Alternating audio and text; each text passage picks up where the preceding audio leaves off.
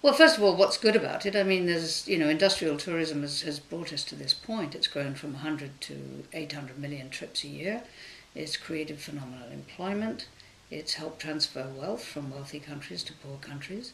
It's lifted people out of poverty. It's not all bad.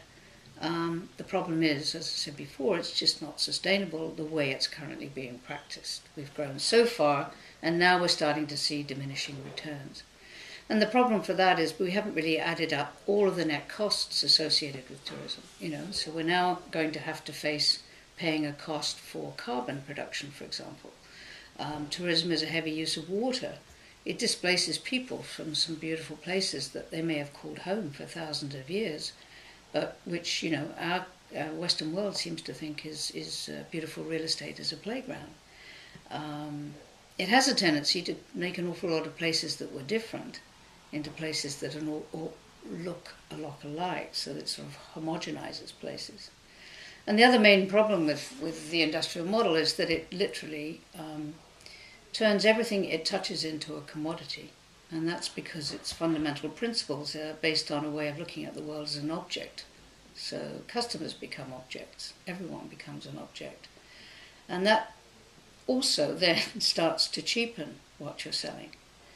Now, one of the things we've done in tourism is that when things are going well, when the tide is coming in and we're growing, what do? We open another hotel, we expand. Then we need another runway extension, another motorway extension. And then we get all kind of confident, and then something happens because tourism is so vulnerable. Something like 90% of all traffic in tourism is determined by currency exchange rates between the source country and the receiving country, and the economic vitality of the source country. Or if there's an external event like a terrorist attack or an epidemic or a natural disaster, all of these things can suddenly cause the demand for tourism to go through the floor. And none of the operators in tourism have any real control over it. So that leads to a sort of boom and bust cycle. And that causes a lot of hardship. It's not necessarily very efficient. And as I say, it's almost impossible to innovate when you're sitting on a bucking bronco.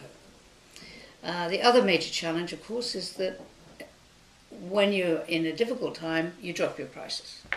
And so what we have is an industry that has always responded to trouble by price cutting.